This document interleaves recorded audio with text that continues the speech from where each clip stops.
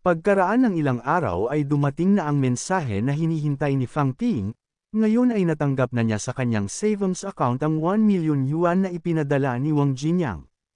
Dahil doon ay agad na nadagdagan ng wealth value ng ating bida noong matanggap na niya ito, pero bukod doon ay nagkaroon pa rin ng kakaibang pagbabago sa kanyang system. Nang magkalaman na ito ng malaking halaga ng wealth value ay doon na ito nag-system upgrade. Naisip ni Fang Ping na ngayon ay nagbago na ang halaga ng mga numero na nasa kanyang system, at kung noon ay lumalabas na nadaragdagan ng isa ang value ng kanyang stats sa tuwing gumagamit siya ng 10,000 wealth value, ay ngayon ay mas naging tama at naging madetalye na ito. Napaisip ang ating bida na kung maaari ba siyang gumamit ng 1,000 wealth value para dagdagan ng 1 calorie ang kanyang vitality score, hanggang sa umangat na ito sa 122 kal ang kanyang vitality value. Gumana naman ito pero nakaramdam pa rin ng pagkainis ang ating bida, at napasabi sa kanyang isip na talagang mukhang pera ang kanyang system. Nang nakatanggap si Fang Ping ng mensahe mula kay Wang Jinyang at tinatanong siya nito na kung dumating na ba ang ipinadala niyang pera, binanggit din ito na may ipinadala pa siya sa ating bida na mapapakinabangan nito hanggang sa hinaharap. Sumagot naman si Fang Ping at pinasalamatan si Wang Jinyang, nagpadalang muli ng mensahe si Wang Jinyang na sa buong buhay niya, ay kakaunti pa lang ang nakakakuha ng kanyang respeto at isa na nga si Fang Ping sa mga ito. Naisip ng ating bida na parang bigla siyang nahiya ng dahil sa pagkilala sa kanya ni Wang Jinyang, subalit bigla na lang tumalon ang makulit na si Fang Yuna sa likuran ng kanyang kuya, at sinabi na nagugutom na siya ngayon, kaya sinabihan ni Fang Ping ang kanyang kapatid nang kumain na lang muna ito ng mag-isa. Sumagot si Fang Yuna ng bakit niya naman gagastusin ang sarili niyang pera, kung maaari niya namang gastusin ang pera ng kanyang kuya. Hanggang sa binawi niya rin agad ito, at sinabi na ang ibig niyang sabihin ay bakit niya naman hahayaan na mag-isang kumain ang ating bida. Hinayla ni Fang Ping ang magkabilang pisngi ng kanyang kapatid dahil sa pagkakadulas nito ng pagsasalita, upang humingi ng tawad si Fang Yuna, at may bagay na iniabot sa ating bida. Sinabi niya na ipinadala ito doon ni Wang Jinyang, napaisip si Fang Yuna na kung bakit parang pamilyar sa kanya ang pangalan ng nagpadala sa kanyang kuya, kaya pinagpatuloy niya ang kanyang pag-iisip. Hanggang sa bigla siyang naghinala at tinanong niya ang kanyang kuya, na kung ang Wang Jinyang ba na nagpadala dito ay ang sikat na si Wang Jinyang ng Nanyang Martial Arts University. Natuwa si Fang Yuna noong sumagot ng oo ang kanyang kuya, kaya ay agad niyang tinanong ang kanyang kuya kung maaari ba siya nitong tulungan para makakuha ng mga pirma sa kanya, upang mapatanong si Fang Ping sa kanyang kapatid na kung bakit gusto nito ng pirma ni Jinyang, at tinanong niya rin siya na kung miyembro din ba ito ng iyang fans club. Sumagot si Fang Yuna na hindi maiintindihan ng mga mangmang na gaya ng kanyang kuya kung gaano kasikat si Wang Jinyang. Sinabi naman ni Fang Ping na ayaw niya na tawagin siyang mangmang ng isa ring mangmang. Kaya pinaliwanag ni Fang Yuna na sa kanilang Sun City ay ang 3 sa 5 babae ay humahanga kay Wang Jinyang at ang 2 naman sa mga ito ay lihim nitong tagahanga. Binanggit din ni Fang Yuna na ang mga mag-aaral ng kanyang school ay nasa 5,000 at halos 3,000 dito ay kababaihan, kaya kapag ibinente niya sa mga fans ni Wang Jinyang ng 10 yuan ang mga pirma nito ay makakaipon siya ng malaking pera. Nagulat ang ating bida matapos nitong malaman ang rason kung bakit gusto ng kanyang kapatid si Wang Jinyang. Sinabi ni Fang Yuna na sa mga mapagbebentahan nilang magkapatid ay sa kanya ang 70% at sa kanyang kuya naman ang natitirang 30%, at simula ngayon ay sabay na silang kikita ng malaking halaga ng pera. Nagtaka si Fang Yuna noong mapagtanto nito na wala na pala sa loob ng kwarto ang kanyang kuya. At kung hindi sisang-ayon ang kanyang kuya ay ibababa na lang niya sa 60% ang kanyang kukuhanin. Habang naglalakad sa labas ay napapaisip si Fang Ping kung ano kaya ang ipinadala sa kanya ni Wang Jinyang, dahil sa hindi na siya nito sinagot nung nagtanong siya kung ano ito. Nang nagulat ang ating bida noong makita na nito ang laman ng package na ipinadala sa kanya ni Wang Jinyang, dahil hindi niya inasahan na bibigyan siya nito ng 3 libro ng martial arts training method, naisip ni Fang Ping na base sa impormasyon na nakalap niya sa internet, ay ang bawat tao ay kinakailangan na matupad ang 2 kondisyon para magtagumpay ito sa pag-breakthrough. Ang una ay kailangan na mayroon itong mataas na vitality, dapat ay mayroon itong hindi bababa sa 150 calories para maging isa na itong martial artist. Ang pangalawa naman ay kailangan na mayroon itong matibay na mga buto. Ang matitigas na buto ay hindi lamang nakukuha sa mga gamot, dahil ang iba ay kinakailangan ng mga professional training methods. Naisip ni Fang Ping na baka hindi na siya makahanap ng magagamit na training methods, subalit hindi niya inasahan na papadalhan siya ni Wang Jinyang ng mga ganong kaalagang bagay, pero mukhang hindi siya makakapagsanay ng maayos sa maliit na lote na nasa harap ng kanilang bahay. Eksakto namang may lumapit na lalaki sa ating bida na nag-aalok ng mga ibinebenta nitong apartment, ipinaliwanag nito na bukod sa nasa magandang lokasyon ang kanilang mga apartment, ay ito rin ang may pinakamagandang disenyo sa lahat ng mga makikita sa merkado. Ang duplex apartment na ito ay may lawak na 230 square meter at nasa 860,000 yuan ang presyo nito. Sinabi ni Fang Ping na maganda ang bahay na ito kaso lang ay napakataas ng halaga nito. Naisip ng nagbibentang lalaki na mukhang isa palang estudyante ang ating bida at mukhang hindi rin ito nagmula sa isang mayamang pamilya, kaya sinabihan na lang niya si Fang Ping na kung namamahalan ito doon ay maaari naman itong tumingin sa mga ordinaryo nilang apartment. Nang nagulat ang lalaki noong sabihin ng ating bida na hindi na nila kailangang pumili pa ng iba, at mas lalo pa itong nagulat noong magtanong si Fang Ping kung makakatanggap ba siya ng discount kapag binayaran na niya ito ng buo. Sa tuwa ng lalaki ay binanggit na nito ang lahat ng mga maaari nitong magamit na papuri sa ating bida, at sinabi rin nito na kapag pumirma na sa kontrata si Fang Ping ay bukod sa makukuha nitong 5% discount, ay mawawala na rin ang contract taxes at maintenance fees na kailangan nitong bayaran, at kapag nagbayad ito ngayon ng buo ay hihilingin niya rin sa kanyang superior na bigyan pa ito ng mas malaking discount. Binola rin ng lalaki ang ating bida at sinabi nito na unang kita pa lang niya dito ay alam na niya na isa itong kahangahangang binata, at saktong-sakto ang nabili nitong bahay para sa personalidad na mayroon ito. Nagtanong si Fang Ping sa lalaki na kung kailan siya maaaring lumipat, na sumagot naman ang lalaki na isang mamahaling apartment ang nabili ng ating bida, kaya maaari na agad itong lumipat kahit nasa anong oras, at huwag na itong mag-alala dahil sa sila na ang bahala sa pag-asikaso sa mga kakailanganin nitong papeles. Naisip ni Fang Ping na napakasarap maging mayaman, kaso nga lang ay hindi pa niya alam kung paano niya ipapaliwanag kung saan siya kumuha ng pera na ipinambili niya ng bahay, at mukhang sa ngayon ay kailangan niya muna itong ilihim sa kanyang pamilya, kaya lalagyan na lang niya muna ito ng mga furniture at ng mga gym equipments na magagamit niya sa kanyang pagsasanay. Makalipas nito ay napahinto sa paglalakad si Fang Ping noong marinig niya na may nagaganap na matinding labanan sa pagitan ni na Grandmaster Ma at ni Taimo. Sinabi ng lalaking reporter na nasa 5 kilometro na ang layo nila sa dalawang kilalang martial artist pero nararamdaman pa rin nila sa hangin ang tindi ng labanan ng mga ito. Pinakita sa kamera ang sunod-sunod na pagsabog na dulot ng mga pag-atake ng dalawang Grandmaster, at ang dating masukal na kagubatan ay tuluyan ng naging patag, nang dahil din sa lakas ng labanan ng mga ito ay maging ang isang matarik na bundok ay nawasak din.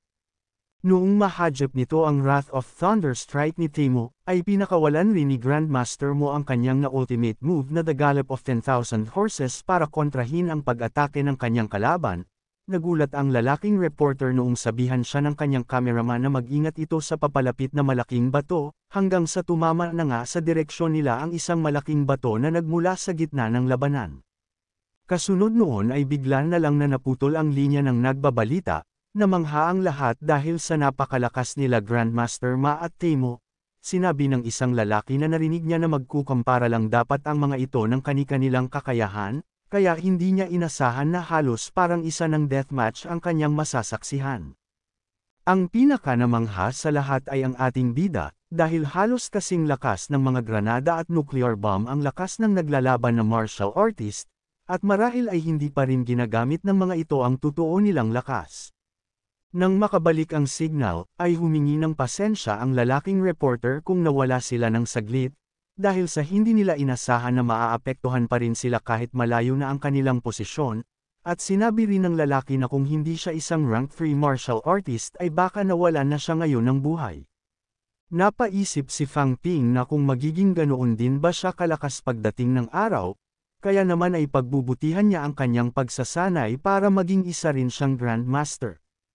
Matapos ay nagtungo ang ating bida sa isang tindahan para bumili ng mga bagong gamit sa kanyang baniling bahay, at habang pumipili siya ng mga furniture ay may nakasabay siya sa kanyang pagbili. Nagdahilan ang matabang lalaki na magtingin pa raw sila ng mas magandang sofa noong marinig niya na nagkakahalaga ng 80,000 yuan ang napili ng kanyang kasintahan, subalit nag-eskandalo ang babae at sinabihan ang kanyang sugar daddy na mayor ng sinungaling pala ito at hindi pala siya nito mahal. Dahil doon ay wala nang nagawa pa ang matabang lalaki kundi bilhin na ang ipinabibili ng kanyang above, nang bigla na lang na humingi ng pasensya ang salesman na kanilang kausap, dahil ang sofa na bibilhin dapat ng mga ito ay binabayaran na ngayon ng isa nilang customer.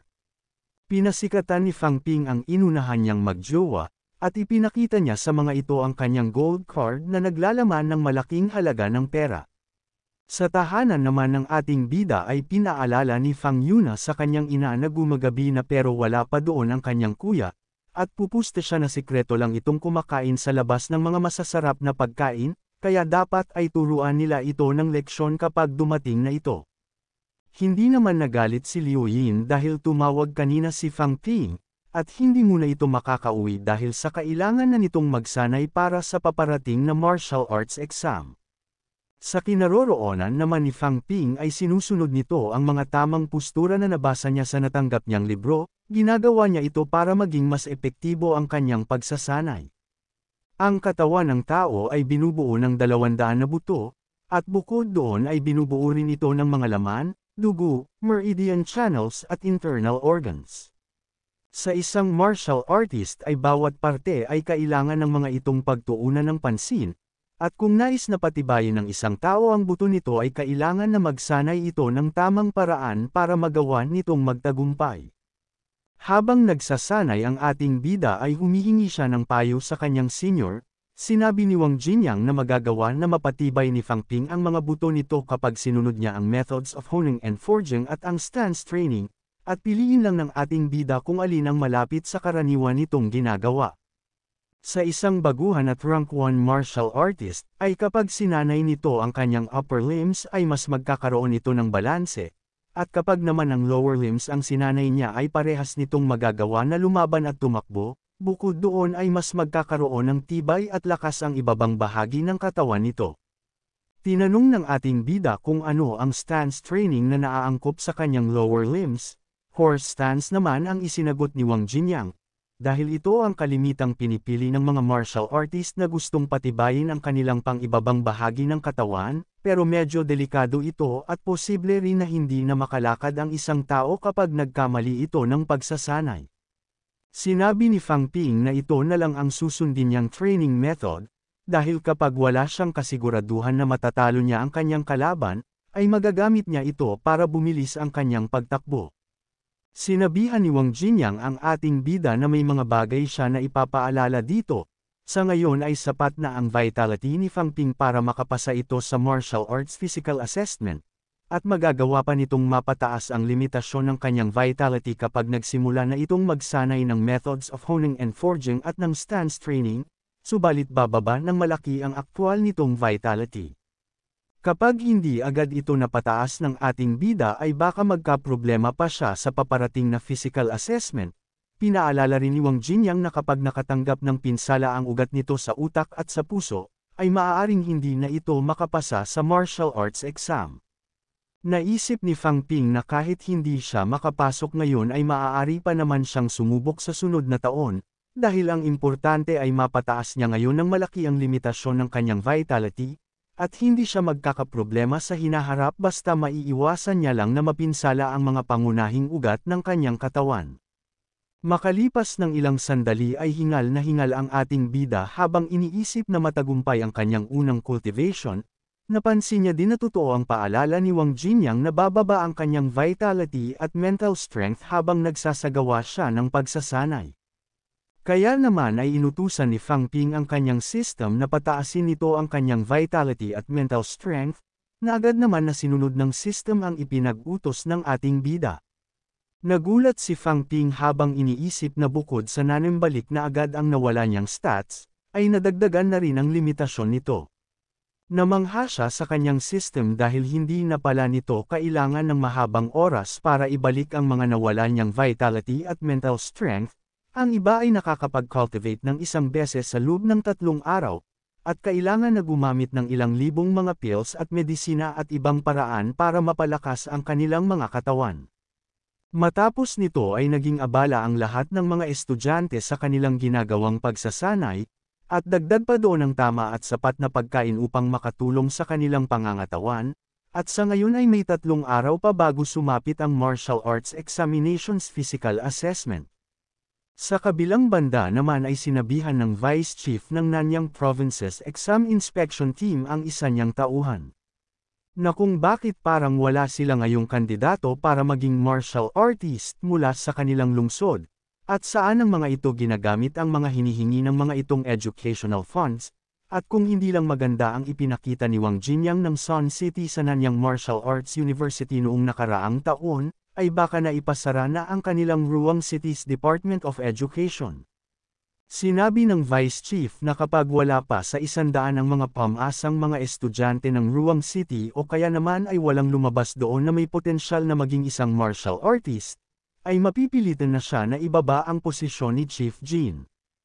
Makalipas ng ilang araw ay isa-isa nang dumating ang mga estudyante na lalahok sa physical assessment test. Naisip ni Fang Ping na dito sa mga puntong ito nakasalalay ang kanyang magiging kapalaran.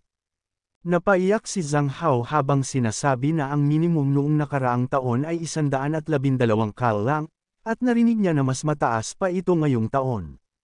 Sinabi naman ni Zhan na nasa 110 kal lang ang kanilang vitality kaya wala silang tsansang makapasok, nang pinayuhan ni Wu Ji ang dalawa na kumalma ang mga ito, at kailangan lang nila na alalahanin ang paraan na itinuro ng kanilang senior Wang Jinyang para mapataas nila ang kanilang vitality. Habang nangyayari ang physical assessment ay tinanong ni Yang Jian ang ating bida na kung ano na ang vitality score nito ngayon, hindi na ito nasagot ni Fang Ping noong may bigla na lang na tumawag sa kanyang pangalan. Tinanong ng ating bida ang lumapit na lalaki na kung ano ang kailangan nito sa kanya. Nagulat naman si Wu Ji noong makilala nito ang lumapit na lalaki, at ito ay si Tan Shenping, isang rank 1 martial artist at ang Sun City Vice Chief ng Department of Education. Sinabihan ni Fang Ping si Tan Shenping na maaari siya nitong direktahin dahil sa mukhang importante ang sasabihin nito, at kinailangan pa siya nitong kausapin ng mag-isa. Napabuntong hininga si Tan Shenping at sinabi na direkta na niya itong sasabihin sa ating bida, dahil sa nakasalalay ang pangalan ng mga departamento ng bawat lungsod sa bilang ng mga makakapasa sa martial arts exam ngayong taon. Ngayon ay kasama nila sa iisang venue ang mga taga Shinchi Country at Anping District, at parehas na minamaliit ng dalawang lugar na ito ang kanilang Sun City, kaya tinanong ni Tan Shenping si Fang Ping na kung higit ba sa 120 kal ang vitality score nito. Sumagot ang ating bida na mamaya pa niya lang ito malalaman kapag sinuri na siya, dahil doon ay napaisip ang ating bida na kung ano ba talaga ang kailangan nito sa kanya. Sinabi ni Tan Shenping na nabanggit sa kanya ni Wang Jinyang ang ating bida, at naniniwala siya na ang mga tao na kinikilala ni Wang Jinyang ay tiyak na hindi isang ordinaryong tao.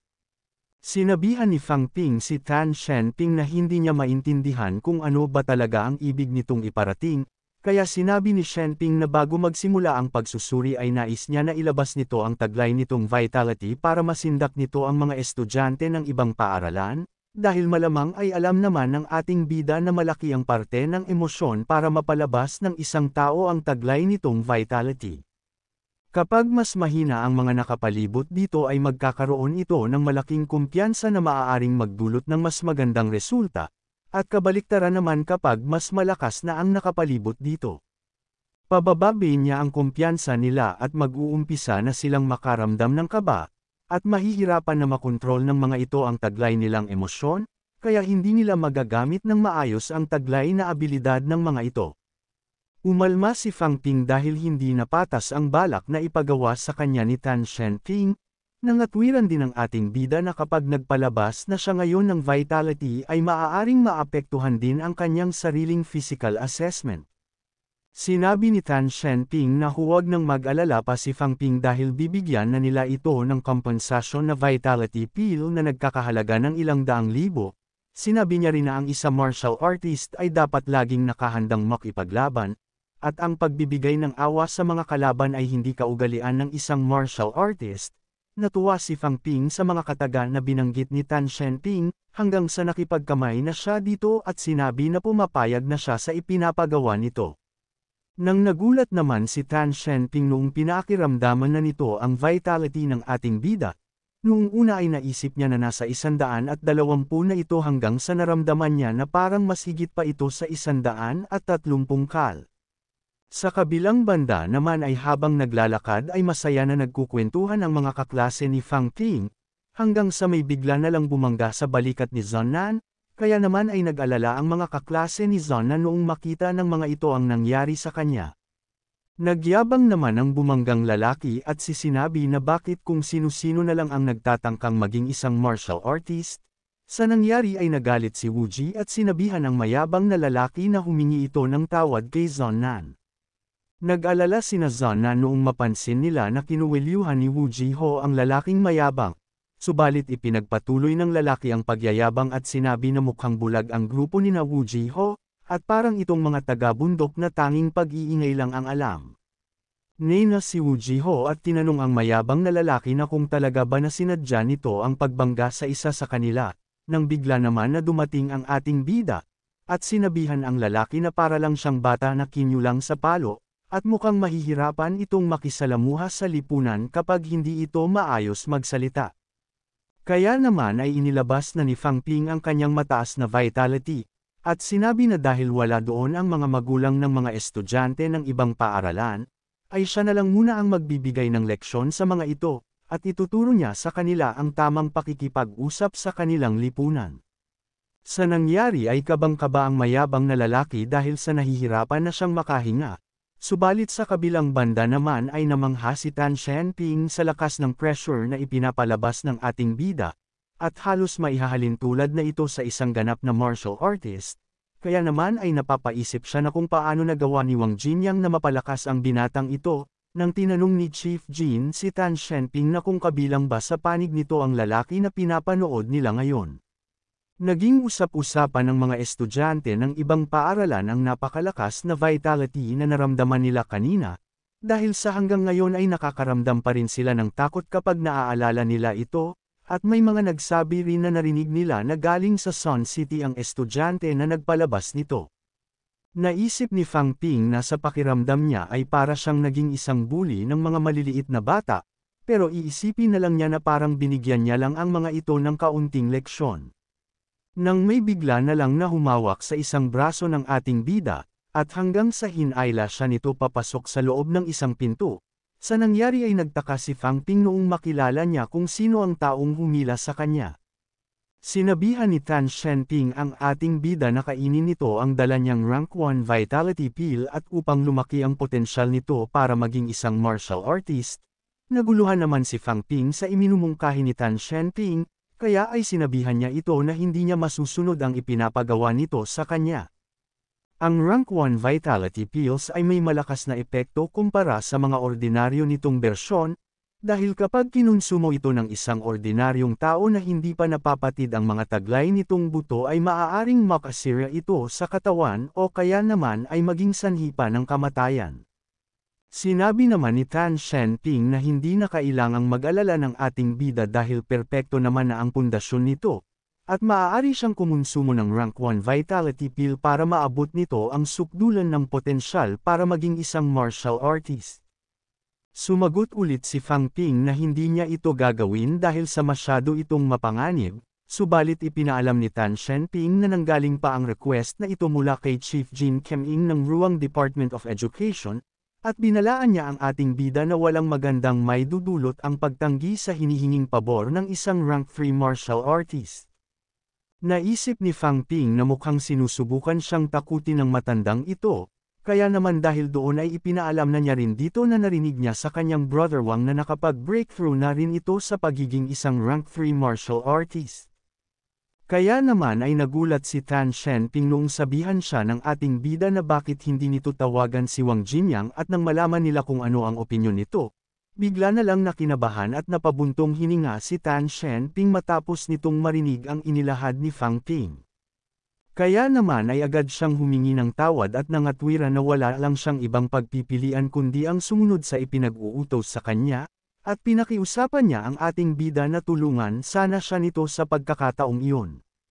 Napangiti si Fang Ping noong sabihin ni Tan Shenping na maaari siyang magbigay ng kondisyon kapalit ng kanyang pagpayag, hanggang sa sinabi niya na kapag dinalhan siya ng mga ito ng 2 rank 1 vitality pills at ng 2 million, at gamit ng mga bagay na nais niya ay nakahanda siya na ilagay sa panganib ang kanyang buhay para mapagbigyan ang mga ito.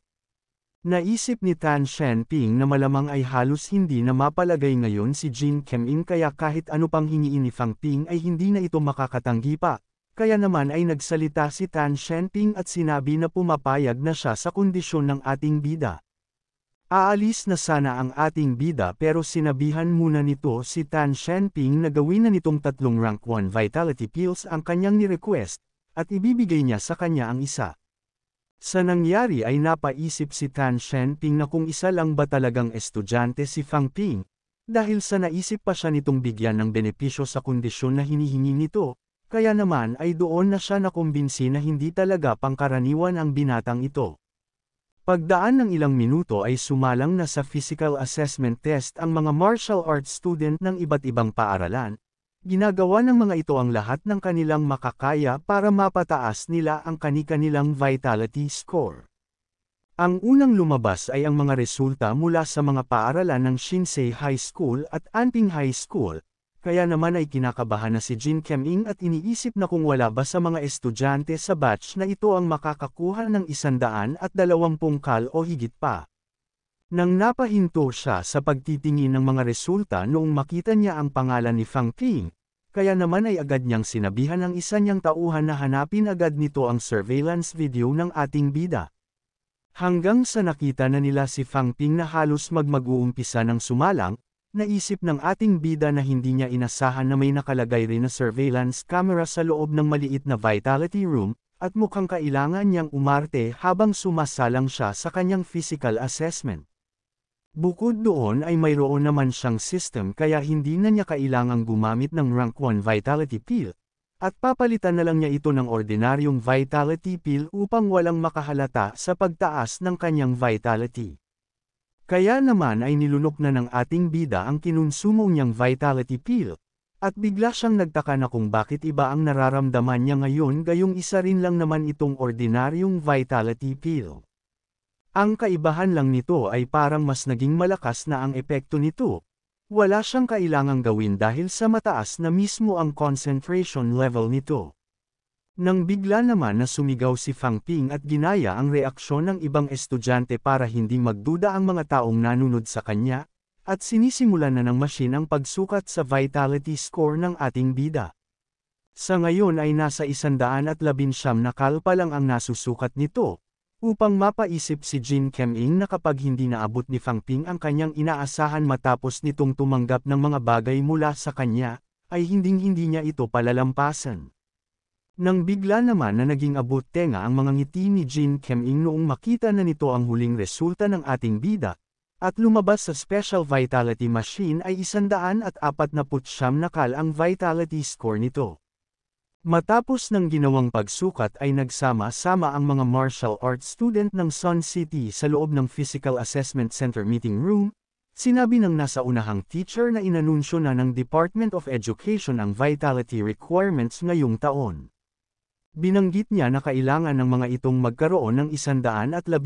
kal o higit pa para magawa ng mga itong makapasa. Sa nangyari ay nag-alala ang karamihan dahil sa napakataas ngayon ng required na vitality score, dahil noong nakaraang taon ay kapag mayroon ka ng 112 kal ay makakapasok ka na sa isang martial arts university.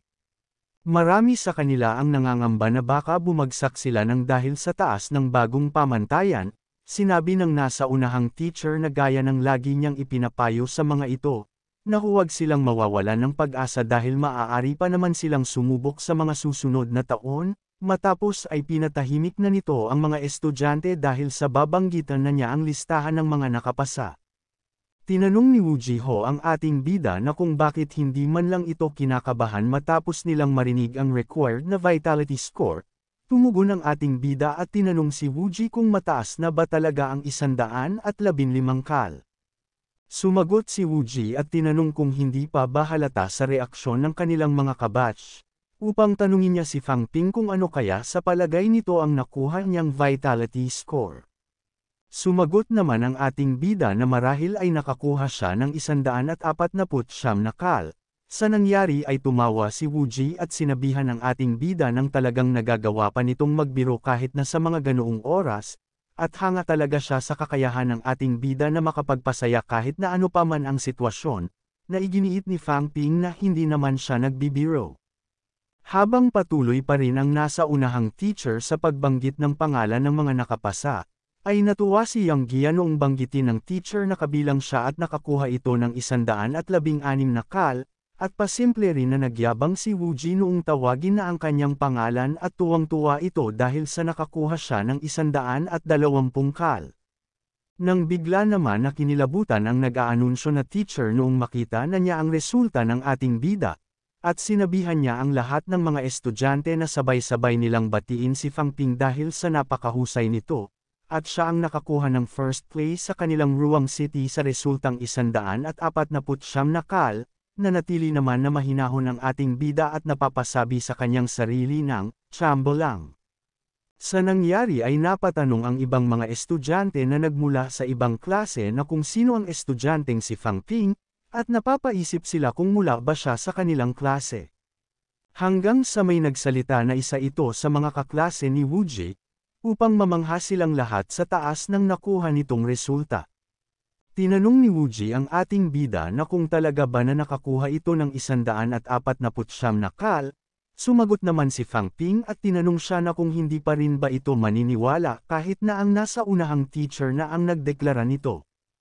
Nang sinabi ng lalaking teacher na ang mga pangalan na nabanggit niya ay ang mga estudyante na nakapasa sa physical assessment, at pinayuhan niya ang ibang mga estudyante na huwag silang malungkot kung hindi man ang mga ito nakapasa, dahil sa maaari pa naman ang mga itong sumubok muli sa mga susunod na taon. Pumatak ang luha ng isa sa mga kaklase ng bida at sinabi ni Zonan na pinag-ipunan pa ng kanyang mga kapamilya ang pera na po ng register niya. Sa isip ng ating bida ay inaasahan niya na hindi lahat ay papalorin na makapasa sa martial arts exam. Nang naalala niya ang laki ng wealth value na ginamit niya para sa paulit-ulit na pagbabalik ng kanyang vitality, at hindi ito makakayang gawin ng mga estudyante na nanggaling sa isang ordinaryong pamilya. Kaya naman ay hinawakan ni Fang Ping ang balikat ni Zanan para sa pampalubag ng loob nito, at sinabihan niya ito ng marahil ay mahirap tanggapin ang nakuha nitong resulta, pero dapat ngayon pa lang ay maging mapili na ito sa mga kakainin niyang pagkain habang naghahanda ito sa susunod na martial arts exam. Binanggit ng ating bida na natatandaan niya na paborito ni Zanan ang pagkain ng Diwata Pares Overload Only Rice Only Second, kaya naman ay manlilibre siya ngayon at maaari nitong bilhin ang lahat ng gusto nitong kainin. Sinabi ng mga kaklase ni Zan na dahil may nagpresenta ng panglilibre ay dapat ay magsaya na silang lahat. Sinabi rin ni Zhang Hao na sa sipag ni Zonan ay tiyak sila na magagawa na nitong makapasa sa martial arts exam sa susunod na taon. Sa nangyari ay pinigilan na ni Zonan ang kanyang luha dahil na din sa suporta ng kanyang mga kaklase, hanggang sa bumalik na ang kanyang sigla at sinabi na sama-sama na silang bumili ng mga masasarap na pagkain, upang mapangiti si Fang Ping dahil sa nakatulong sila para mawala ang lungkot na nararamdaman ni Zanan. Makalipas ng ilang sandali ay masaya ang mga magkakaklase sa ginawang panlilibre ng ating bida, subalit napahinto sila sa paglalakad noong tanungin sila ng isang lalaki kung sa palagay ba nila ay hindi patas ang nagaganap na martial arts exam. Sinabi din ng lalaki na ang mga bumabagsak na tao ay mananatili lang sa mababang klase ng pamumuhay sa buong buhay nila, kaya bakit sila susunod sa batas na ginawa ng mga martial artist? Nagtaka ang lahat kung ano ba ang mga sinasabi ng lalaki na may tato sa mukha, kaya pinagpatuloy ng lalaki ang pagsasalita at sinabi na pagdaan ng ilang taon ay mawawasak ang kanilang mundo ng dahil sa mga martial artist, kaya dapat ay sumamba ang mga ito sa totoong Panginoon para mailigtas nila ang sangkatauhan. Kaya naman ay inaya ng lalaki ang grupo ng ating bida na sumali ang mga ito sa kanila para sabay-sabay nilang parusahan ang mga mapagmataas na martial artist na pinamumunuan ng mga grandmasters. Napaisip si Fang Ping na kung sino ba talaga ang lalaking ito. Sinabihan niya ang kanyang mga kaklase na mukhang hindi normal ang kaharap nilang lalaki, at mas mabuti pa na maghanap na lang sila ng ibang madadaanan, na sumang-ayon naman ang lahat kaya nagmadali na sila ng pag-alis para iwan ang lalaki na may tato sa mukha. Humabol naman ang lalaki at hinawakan ang kamay ng isa sa kanila, at sinabihan nito si Zannan nang huwag itong umalis dahil sa dadalhin niya siya sa lugar kung saan siya nararapat. Sa nangyari ay umalma si Zannan at sinabihan ng lalaki nang bitawan siya nito, ngunit sinabihan naman ng lalaki si Zannan na huwag itong mag-alala dahil hindi naman nila siya sasaktan. Dahil ang kanilang totoong Panginoon ay tinatrato ng maayos ang mga mababait na tao, nang nagsalita si Fang Ping at sinabihan ng lalaki na hindi ba sinabi na ni Zan na bitawan na siya nito, kinabahan naman ang lalaki noong maramdaman nito ang matinding pressure na ipinapalabas ng ating bida, at pinagpatuloy ni Fang Ping ang pagpapalabas ng kanyang mataas na vitality para takutin ang lalaki. Wala nang nagawa pa ang lalaki kundi ang bitawan na ang kamay ni Zannan, at noong makawala na si Zannan ay agad itong tumakbo sa kanyang mga kaklase. Napaisip si Fang Ping na kung parte ba ang lalaking ito ng isang kulto, at nagtataka rin siya kung bakit wala man lang sumisita dito kahit na nanggugulo na ito ng ibang tao. Nang pinayuhan ni Wu Jiho ang ating bida na huwag na nitong pansinin ang lalaki at umalis na lang sila doon, naisip ni Fang Ping na hahayaan na lang niya ito dahil sa hindi na niya kailangan pang intindihin ang mga ganoong klase ng bagay. Ngayon ay mas kailangan na mag-focus siya para sa kanyang practical test at specialized studies assessment na gaganapin bukas at sa susunod. Subalit bigla na lang na napangiti ang naiwang lalaki habang pinagmamasdan ang papaalis na si Fang Ping. Kinabukasan ay nagpatuloy na muli ang nagaganap na martial arts exam, at sumalang ang bawat martial arts student sa kani-kanilang practical test. Dito ay tinitingnan kung gaano sila kabilis at kung gaano sila kalakas. Noong sumunod na araw ay doon naman naganap ang kanilang specialized studies assessment. May pagkapasaway man si Fang Ping pero pinaghandaan niya rin ng mabuti ang araw na ito. Nang matapos ay natuwa ang lahat ng mga martial arts student noong matapos na ang huling araw ng kanilang martial arts exam. At ngayon ay hihintayin na lang nila kung kailan lalabas ang kanilang mga resulta. Masaya na sinalubong ng ibang mga magulang ang kani-kanilang mga anak, nilampasan ni Fang Ping ang mga ito dahil alam niya na sa kanilang bahay siya hinihintay ng kanyang mga kapamilya. Agad na tinawag ng isang lalaki ang kanyang mga kasamahan noong mapansin nito na lumalabas na ang mga martial arts student, at itinuro niya rin sa mga ito ang direksyon kung nasaan ang ating bida. Sinabi niya na ito ang estudyante na nagtataglay ng mataas na vitality. Sinabi ng isang babae na malaki ang potensyal nito na maging isang martial artist, at mapabilang sa privileged class sa hinaharap. Nagsalita ang isang lalaki na lahat ng tao na kabilang sa mataas na pribilehiyo ng pamumuhay ay nararapat ng mamatay, na sinang-ayunan din ng babae at sinabi na makasalanan ang mga taong ito kaya nararapat lang ang mga itong parusahan. Naroon sa lugar ang kanilang grupo para linisin ang kaluluwa ng mga ito, kaya sinabihan ng babae ang kanyang mga kasamahan na ang mga ito na ang bahala sa ibang mga estudyante, at ipaubayan na ng mga ito sa kanya ang binata na mayroong mataas na vitality. Matapos nito ay isa-isa nang lumabas ang buong grupo sa loob ng kanilang dalang puting van, at agad ang mga itong tumakbo papalapit sa mga tumpukan ng mga estudyante at mga magulang, at walang kamalay-malay ang mga estudyante na may bigla na lang na hamampos mula sa kanilang likuran. Kaya naman ay ipinagtanggol at pinrotektahan ng mga magulang ang mga bumagsak nilang anak mula sa mga nanggugulong kalalakihan. Agad naman na tumakbo ang iba noong mapansin na ng mga ito ang nangyayaring kaguluhan, dahil doon ay pinigil ng mga taong nanggugulo ang pag-alis ng mga martial arts student at inaatake nila ang mga ito gaya ng napag-usapan nilang plano. Nagtaka ang papalabas na si Fang Ping kung bakit nagtatakbuhan ang ibang mga tao, Nang nagsalita naman ang may tato na babae at tinatanong ang ating bida kung saan ito pupunta, kaya naman noong makalapit na ito sa kanyang pakay, ay sinabihan niya ang ating bida na bago ito umalis ay ayalay muna nito ang kaluluwa niya sa kanilang totoong Panginoon. Nabahala si Fang Ping noong mapagtanto nito na may aatake na sa kanya, at mabuti na lang at mabilis siyang nakakilos at agad na ipinangsangga ang dalawa niyang braso mula sa suntok ng babae.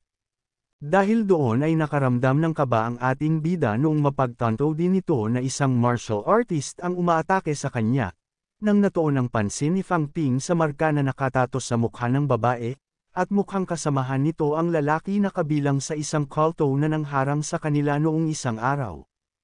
Habang naghahanda para umatake ay napapaisip ang ating bida na kung naroon ba ang mga ito para gumanti sa kanya. Kaya sinipa ni Fang Ping ang ulo ng babae pero hindi ito nagtagumpay, dahil nang masangga ng babae ang kanyang pag-atake ay nakaramdam siya ng sakit sa kanyang binti.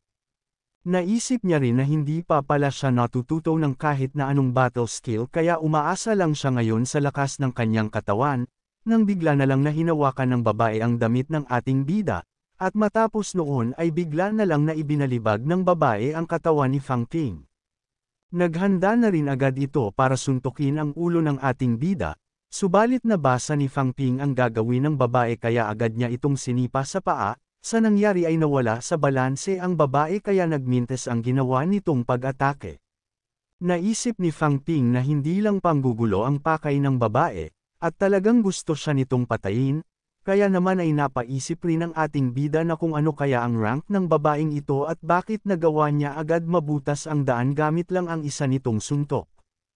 Noon ay nagawa niyang matalo ang rank 2 martial artist na si Huang Bin nang dahil lang sa napainom niya ito ng pamputulog, subalit ngayon ay isa ng martial artist na nasa maayos na kalagayan ang kanyang kinakaharap. Dahil doon ay kinabahan si Fang Ping at napaisip na kung ito na ba talaga ang kanyang katapusan, pero hindi nangyari ang kanyang ipinapangamba, dahil sa may bigla na lang na tumulong sa kanya, at kumalat sa mukha ng ating bida ang dugo na nagmula sa ulo ng babae. Matapos ay tumilapo ng malayo ang katawan ng babae nang dahil sa lakas ng pagkakasuntok dito, at ang lalaki na tumulong sa ating bida ay isang martial artist na nakapang-uniforme ng pulis.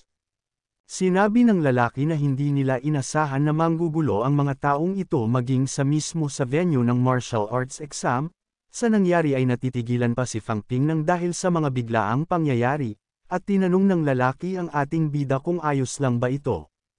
Nagulat si Fang Ping noong pagmasdan muli nito ang direksyon ng bumagsak na babae, dahil sa wala na itong buhay at umaagos na ang dugo nito mula sa nabasag nitong ulo. Kaya naman ay bigla na lang bumaliktad ang sikmura ng ating bida noong makita nito ang kalagayan ng babae, at hindi rin siya makapaniwala na mamamatay na agad ito nang dahil lang sa isang suntok. Tinanong muli ng lalaki ang ating bida kung ayos lang ba ito, at sinabi niya rin na kahit sino ang unang beses na makasaksi ng ganoong pagkamatay ay makakaramdam ng pagsusuka. Pagkaraan ng ilang minuto ay tinanong ng lalaki kung bumuti na ba ang pakiramdam ng ating bida. Hindi naman sumagot ito bagkus ay tinanong ni Fang Ping ang lalaki kung maaari ba niyang malaman kung sino ito. Nagpakilala ang lalaki na nagmula siya sa Criminal Investigation Bureau, upang mapatanong ang ating bida na kung sino naman ang mga taong nanggulo. Sumagot ang lalaki na mga nababaliw na tao lang ang mga ito, upang maasar si Fang Ping at sinabihan ng lalaki nang huwag itong magbiro. At tingin ba nito ay mareresolba na ang nangyaring insidente kapag sumagot ito ng mga grupo lang ng mga baliw ang mga taong nanggulo? Sinabi ni Fang Ping na hindi lang panggugulo ang pakay ng babae dahil sa balak talaga siya nitong patayin, natahimik ang lalaki matapos nitong marinig ang hinaing ng ating bida. Agad din namang kumalma si Fang Ping dahil sa alam niya na wala namang kasalanan ang lalaki. Nang nagsalita na muli ang lalaki at sinabi na naroon na ngayon ang Armed Forces at ang Criminal Investigation ng kanilang Ruang City, at ang ganitong klase ng bagay ay hindi na mauulit pa, nang bigla naman na dumating si Mr. Tan, at tinatanong si Fang Ping na kung bakit may dugo ang mukha nito, at tinanong niya din kung may masakit dito at kung kailangan nitong magpa-ospital. Nagulat ang lalaki noong marinig nito ang pangalan ni Fang Ping mula kay Tan Shenping, At ito pala ang estudyante na nakakuha ng pinakamataas na vitality score sa buong Ruang City. Nakilala naman ni Tan Shenping ang lalaki at tinawag niya itong Vice Chief Zhang. Sinabi ni Tan Shenping na nakita niya na papunta na rin doon ang iba pang mga miyembro ng Criminal Investigation Bureau, at mukhang hindi lang isang ordinaryong panggugulo ang insidente na nangyari ngayon. Sumagot si Vice Chief Zhang nang tama si Tan Shenping dahil sa hindi ito ang unang beses na inatake ng grupong ito ang mga estudyante na naghahangad na maging isang martial artist. Masasabi niya na talagang sagad sa buto ang galit ng mga ito sa mundo ng martial arts, at para sa mga ito ay walang karapatan na magkaroon ng mataas na antas ng pamumuhay ang mga martial artist lalong-lalo na yung mga hindi naman napapasabak sa labanan. Halos karamihan sa miyembro ng mga ito ay mga ordinaryong tao kaya naging pangunahing target na ng mga ito ang mga estudyante na nagtatangka palang maging isang martial artist. Sinabi ni Vice Chief Zhang na hindi nila inasahan na maglalakas ng loob ang mga ito na gumawa ng gulo sa mismong pinagdausan ng martial arts exam, at mas lalong hindi nila inasahan na isa ring martial artist ang isa sa mga ito. Nagulat si Tan Shenping noong marinig nito na may kasama palang martial artist sa grupo ng mga nanggulo, at itinuro ni Vice Chief Zhang ang bangkay ng babae na umatake sa ating bida. Sinabi niya na ito ang tinutukoy niyang martial artist. Sinabi ni Tan Shenping na mabuti na lang pala at dumating agad doon si Vice Chief Zhang, dahil kung nagkataon ay baka nawalan na ng isang mahusay na genius ang kanilang Ruang City. Napaisip ang ating bida kung bakit sa dinami-rami ng estudyante doon ay siya pa mismo ang inatake ng isang martial artist, dahil paano kung hindi lang ito nagkataon, at paano kung muli na naman siyang malagay sa ganoong klase ng sitwasyon. Nina si Fang Ping dahil naligay agad siya sa isang matinding panganib kahit na hindi pa naman talaga siya nagiging isang ganap na martial artist. Paano pa siya magiging isang grandmaster kung napakaaga niyang mamamatay? Nang lumapit ang isang lalaki at sinabi sa kanilang vice chief na lahat ng mga miyembro ng World Creation Cult ay nahuli na nila, at 3 sa mga ito ay kinailangan pa nilang patayin. Sinabi rin nito na 20 sa mga estudyante ang nagtamo ng matinding pinsala at 6 sa mga ito ay nabalian ng mga buto. Nagulat si Vice Chizang noong sabihin ng kanyang tauhan na marahil ay hindi na makakapasok ng Martial Arts University ang mga estudyanteng ito. Kaya naman ay sinabihan ni Tan Shenping si Vice Chief Zhang na intindihin na muna nito ang mga bagay na may kaugnayan sa grupo ng kulto, at ipaubaya na lang nito sa kanilang Department of Education ang pagpapakalma sa mga naapektuhang tao. Noong makaalis na si Vice Chief Zhang ay tinanong na ulit ni Tan Shenping si Fang Ping at kung ayos lang ba siya, binigyan niya rin ang ating bida ng tissue para maalis nito ang dugo na kumalat sa mukha nito, at sinabi rin ni Tan Shenping na hindi niya alam ang isasagot niya kay Wang Jinyang kung nagkataon na nasaktan si Fang Ping. Habang inaalis ni Fang Ping ang dugo sa kanyang mukha, ay tinanong nito si Tan Shenping na kung maaari ba siya nitong turuan ng mga martial arts technique. Tinanong naman ni Tan Shenping ang ating bida na kung bakit gusto na agad nitong mag-aral ng mga teknik na panglaban. Sumagot si Fang Ping at sinabi na dahil sa gusto na niya agad na maging malakas, kaya naman ay sinabihan ni Tan Shenping ang ating bida na kapag naging isa na itong martial artist, ay tuturuan rin naman ito sa papasukan niyang Martial Arts University, pero ang pagsasanay ng mga martial arts technique ay hindi masyadong magagamit sa ganito kapayapang mundo. Napaisip si Fang Ping na kung ano ang ibig sabihin ni Tan Shenping dahil sa napanood niya kung paano ginamit ni na Grandmaster Ma at ni Tai Mo ang kani-kanilang martial arts technique, at maging ang Vice Chief ng Criminal Investigation Bureau at ang babae na umatake sa kanya ay gumagamit din ito. Sinabihan ni Tan Shenping ang ating bida ng huwag itong masurpresa, dahil sa totoo lang ay dumarami na ang bilang ng mga martial artist na hindi na nagsasanay ng mga martial arts technique. At ang tanging ginagawa na lang ng mga ito ay pinapatibay ang kanilang mga buto at pinapataas ang kanilang mga vitality. Sinabi rin ni Tan Shenping na hindi na masyadong mapapakinabangan ngayong panahon ang mga martial arts na itinuturo noon. Bukod doon ay naroon naman ang mga organisasyon na gaya ng Criminal Investigation Bureau para solusyonan ang mga nangyayaring insidente. Marami ngayon ang nagnanais na maging martial artist para lang magkaroon sila ng magandang propesyon at trabaho. At mas gustuhin pa ng mga ito na ipaubaya na lang sa mga opisyal ang pakikipaglaban, kaysa sa ilagay nila sa panganib ang kanilang buhay. Sinabi ni Tan Shenping na linisin muna ni Fang Ping ang katawan nito at ikukuha niya ito ng bagong uniforme, dahil sa ihahatid na niya rin siya pauwi para mabisita na rin ito ang mga magulang niya. Napaisip ang ating bida kung talaga ba na karamihan sa mga martial artist ay hindi kasing lakas at kasing husay na gaya ng inaasahan niya. Matapos nito ay tinawagan ni Fang Ping si Wang Jinyang pero hindi niya ito makontak, dahil sa tatanungin pa naman sana niya ito ng mga bagay na may kaugnayan sa pagiging isang martial artist. Tinanong ni Tan Shenping ang ating bida kung tinatawagan ba niya ang mga kapamilya nito. May biglang naalala si Tan Shenping matapos nitong makita na may hawak na cellphone si Fang Ping, hanggang sa bigla na lang tumunog ang cellphone ng ating bida, at doon ay nabasa niya na ipinadala na sa kanya ni Tan Shenping ang pera na parte ng kanilang usapan. Naisip ni Fang Ping na dahil sa naging busy siya sa exam ay halos nakalimutan na rin niya ito, at hindi niya inasahan na ibibigay na agad ito sa kanya ni Tan Shenping at Chief Jane. Sinabi ni Tan Shenping na dahil maganda ang vitality physical assessment ng ating bida ay ibinigay na nila agad ng maaga ang hiningi nitong kondisyon, at pinayuhan din ni Tan Shenping si Fang Ping na huwag na itong malungkot dahil maganda ang ipinakita nito. Sinabihan niya rin ang ating bida nang makipag-bro fist ito sa kanya dahil sa malaki ang tiwala niya na malayo ang mararating nito sa hinaharap, nang tinapik ni Fang Ping ang kamao ni Tan Shenping at pinagyabang na tama ang mga sinabi nito. Sa nangyari ay naisip ni Tan Shenping na talagang si Wang Jinyang ang nagturo sa ating bida, dahil sa parehas ang mga itong may mataas na ambisyon. Sa isip ni Fang Ping ay napapasabi siya na maswerte siya at nagagawa pa niyang mabuhay matapos niyang masangkot sa grupo ng isang kulto, at kailangan na niyang umusad para sa hinaharap dahil wala na rin namang magbabago kung iisipin pa niya ito.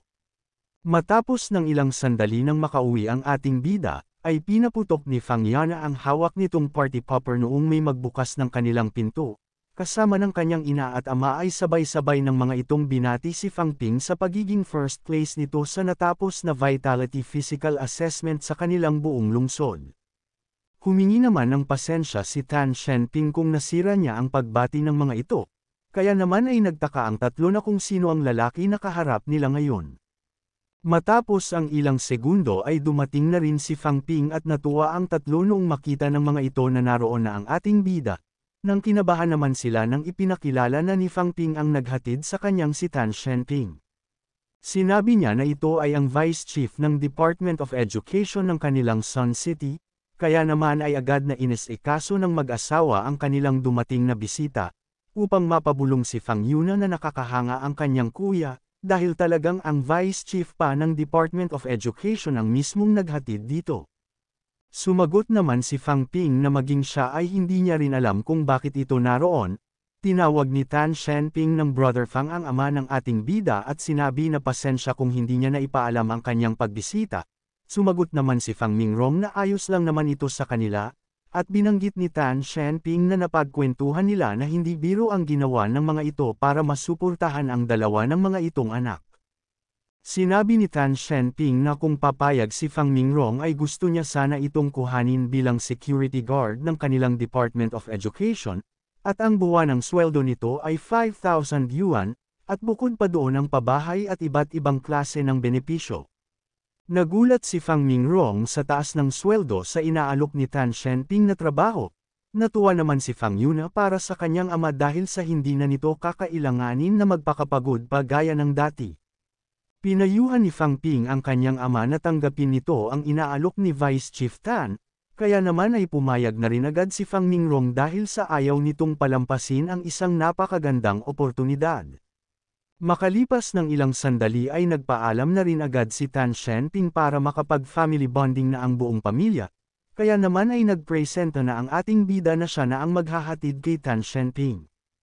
Paglabas ng kanilang pinto habang nag-uusap ang tatlo sa naging pagbisita ni Vice Chief Tan, ay tinanong ng ating bida ang kanyang ama at ina kung wala ba ang mga itong gagawin bukas, na sumagot ng oo si Fang Mingrong at tinanong ang ating bida kung bakit nito natanong. Sinabi ni Fang Ping na may bahay na ni-reward ang Department of Education sa kanilang pamilya, at bukas ay maaari na nila itong tingnan. Sa nangyari ay hindi makapaniwala ang tatlo sa balita na binanggit ng ating bida. Kinabukasan naman ay mangha-mangha si Fang Yuna sa laki ng bago nilang bahay, kaya naman ay umakyat agad ito ng hagdan para tingnan ang kanilang second floor. Sinabihan naman ni Lai Yuyin ang kanyang anak ng magdahan-dahan lang ito sa pag-akyat. Sinabi ni Fang Mingrong na sa buong buhay niya ay ngayon pa lang siya nakakita ng isang regalo sa anyo ng isang malaking bahay. Idinagdag pa ni Lai Yuyin na maging ang mga kagamitan nito ay mukhang mamahalin din. Tinanong ni Fang Mingrong ang ating bida na kung talaga bang ibinigay ito sa kanila ng Department of Education. Sa nangyari ay nagulat si Fang Ping sa biglaang pagtatanong ng kanyang ama, at napaisip siya kung aaminin ba niya na siya talaga ang bumili ng bahay na ito, subalit nangangamba rin siya na baka mahirap talagang tanggapin ang ginawa niyang istorya. Subalit agad ding nawala ang kanyang pangamba noong makita niya ang tuwa ng kanyang mga magulang noong makita ang mga ito ang LCD TV na pinakasikat ngayon sa merkado. Mukhang natanggap na agad nila ito, at upang hindi siya mabisto ng kanyang mga magulang ay pinaalalahanan niya ang mga ito ng huwag ng mga itong ipapaalam sa iba na niregaluhan sila ng bahay ng Department of Education. Wala namang naging problema sa mag-asawa dahil sa alam nila na kailangan nila itong isikreto. Nang tumayo ang mag-asawa noong marinig nila ang pagkamangha ni Fang Yuna noong makita nito ang hardin sa itaas. Matapos nito ay may narinig silang ibinabalita ng lalaking reporter, na may naganap na lindol nito lang hapon na umabot ang lakas sa magnitude 8.0, at hanggang ngayon ay nararamdaman pa rin ng ibang lugar ang aftershock at marami ng kabahayan ang nawasak. Naalala ni Fang Ping na ito rin ang malakas na lindol na nangyari noong nakaraang buhay niya, at iniulat ng tagapagbalita na 3 ang namatay, 3 ang nasugatan at 1 ang nawawala. Nang dahil sa nangyaring paglindol ay naisip ng ating bida na base sa natatandaan niya ay higit na mas marami noon ang bilang ng mga nasaktan at namatay, kaya naman ay napaisip siya na kung kaya ito na bago ay nang dahil sa lakas ng mga martial artist. Binanggit ng tagapagbalita na maaga na nakalikas ang karamihan sa mga tao nang dahil sa ibinigay na babala ng mga grandmasters, at ngayon ay patungo na rin ang iba pang mga martial artist para iligtas ang mga tao na naapektuhan ng lindol. Naisip ni Fang Ping na mukhang malaki pa rin ang pakinabang ng mga martial artist salungat sa sinabi sa kanya ni Tan Shenping, dahil sa malaki ang naging tulong ng mga ito para mailigtas ang buhay ng ibang mga tao. Naisip din ng ating bida na ngayon na nakatungtong na siya sa mundo ng martial arts, ay wala na itong atrasan pa, dahil sa wala siyang dapat na ipag-alala basta ipagpatuloy niya lang ang kanyang pagpapalakas. Nang nagulat si Fang Ping noong bigla itong makatanggap ng tawag mula kay Wang Jinyang, at agad niya itong tinanong kung ayos lang ba ito dahil sa ilang araw na niya siyang tinatawagan pero hindi niya ito makontak. Sumagot si Wang Jinyang nang ilang araw siyang gumagawa ng misyon sa labas, at hindi niya dinala ang kanyang cellphone para hindi ito makaabala sa kanya. Pinagpatuloy ni Wang Jinyang ang pagsasalita at pinuri ang ating bida sa pagkakakuha nito ng 149 na Cal Vitality Score. Tumugon naman si Fang Ping na hindi niya ito magagawa kung hindi dahil sa tulong nito. Sinabi ni Wang Jinyang na siguro naman ay hindi lang siya tinawagan ng ating bida para marinig ang kanyang pagbati, at ano ang kailangan nito sa kanya, at kung bakit makailang ulit siya nitong tinawagan. Sumagot si Fang Ping na sa totoo lang ay ilang araw na ang nakakalipas noong matapos siya sa elementary stage ng bone forging, at ngayon na ay lumampas na sa 150 kal ang kanyang vitality. Tinanong ni Wang Jinyang ang ating bida kung balak na ba nitong mag-breakthrough para maging isang ganap na martial artist. Sumagot si Fang Ping na hindi pa siya nakahanda ngayon lalo na at bumagal na rin ang pagtaas ng kanyang vitality, at kaya niya ito tinatawagan ay para tanungin ito tungkol sa mga martial arts technique. Dahil sa gusto na sana niyang matuto ng mga martial arts technique pero walang gag-abay sa kanya, sinabi ni Wang Jinyang na talagang napaka-importante na matutunan ang mga martial arts technique pero hindi pa ito ang tamang oras para pag-aralan ito ng ating bida. Ang 150 kal ay ang minimum na vitality ng mga tao na gustong mag-breakthrough sa pagiging isang martial artist, pero mas magandang kung hindi agad ito madaliin. Sabi pa niya na mas mabuting na ipagpatuloy muna ng isang tao ang pagpapataas ng vitality, dahil sa malaki ang magiging tulong nito sa hinaharap, at mas mabilis na mapapatibay ng isang tao ang mga upper at lower limbs nito kapag may mataas ito na vitality bilang pundasyon. Sinabi ni Wang Jinyang na bukod sa mahigit na sa 150 kal ang vitality ng ating bida, ay nakumpleto na rin ito ang first bone forging, at kapag pinagtuunan ni Fang Ping ang pagsasanay ngayon ng mga martial arts technique ay magsisisi lang ito pagdating ng araw.